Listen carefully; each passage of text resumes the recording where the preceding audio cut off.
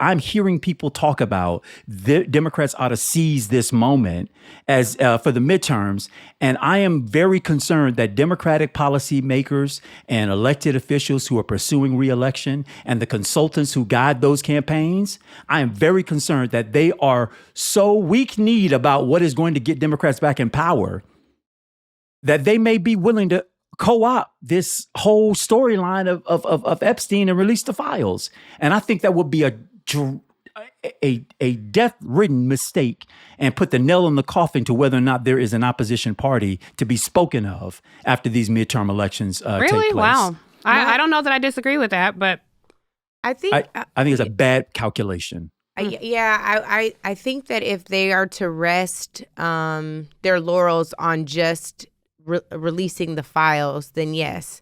But if they use it as a wedge issue to create space around what is fact versus fiction, I actually think it's smart. And broken promises. Like, yes, he broke this promise to you, but let me show you all of the other promises he broke to you. He's broken with you. And I feel like I'm being a hypocrite right now, and I can feel Tiff's eyes burning. No, I'm looking this way. I don't even know what you're about to say, so I'm going to look straight burning ahead. a hole in my cheek, because what I'm about to say is I don't know if neutralization of those voters is as significant as converting them. And I don't know. Office. I was thinking that. It's what got him in office. Yeah, it's hard because I think that it's a tall order. It's a really tall order because they would rather believe to death in white supremacy than to believe that they have anything in common with folks who look like us or any immigrant family or whatever. Mm-hmm. So it's hard, but I do think that when we are in desperate times, and if we are honest, we have to acknowledge we are in really desperate times, in really dire circumstances. We've got to find allies that make the coalition, That's why we got to convert our voters. We have people who will be with us if they show up to vote. Mm-hmm. Yes, and this is what the Harris campaign, and this is what every campaign prior to her has done. They've identified these, quote, middle-of-the-road folks who may share common cause with us on a thing and believed mistakenly that those folks will adopt us wholesale when given the other option. And they've proven time and time and again, no matter where they have exception with Donald Trump, they still go home to him.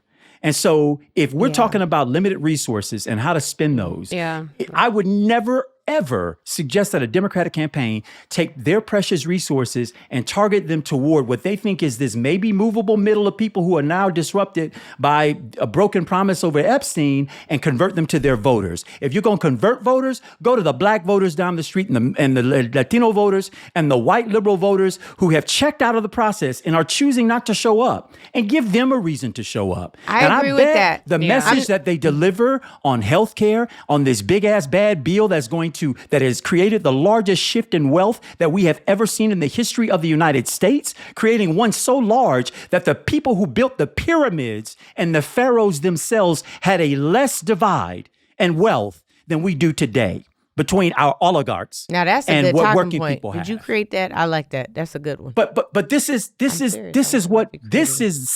is saleable.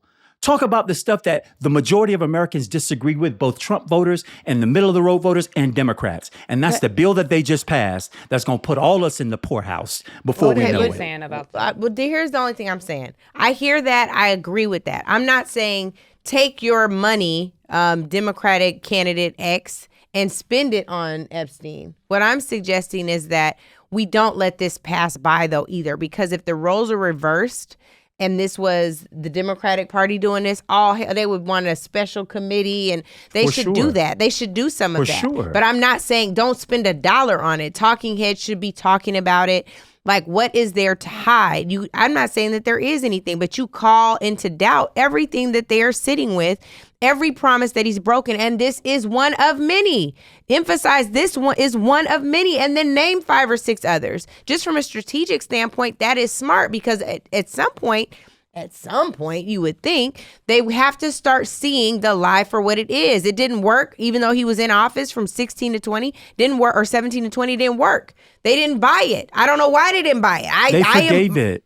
They Huh? didn't. Right. They didn't. They determined that they didn't care, and I think the Yes. same is true here. Yes. That if there's a connection, they're in my caring, opinion, and it is right? vocal. They There care are- about this one of all the Yeah. things. Of I all don't the know that- things. Do we have Speaker Johnson's clip? I'm just curious. Do we have? We should pull that up. But Angela, just to finalize, I think that your point is well. I think it's right. Definitely don't let this thing slip by. If there is a hole to be manipulated to create a greater one, But not sure. even manipulation. It is and this is my whole point. I think that one of the things that they do poorly that we don't do, when the facts and the truth and what is right is on our side, we still don't utilize it. And I don't get why. Like I don't think telling them about his lies is going to do it. If we Yeah. are going to connect an issue, it needs to be to the economy. People are going to vote on their wallets come that Do November. you hear me saying instead of that? Because I'm not saying No. that. All I'm saying is I don't think that I don't believe that the strategy of stringing along all of his letdowns and lies is going to be the way forward. They are aware of them. They are complicit with them. They have forgiven them, or they have said they don't matter up until this issue. Native Land Pod is a production of iHeartRadio in partnership with Reason Choice Media. For more podcasts from iHeartRadio, visit the iHeartRadio app, Apple Podcasts, or wherever you listen to your favorite shows.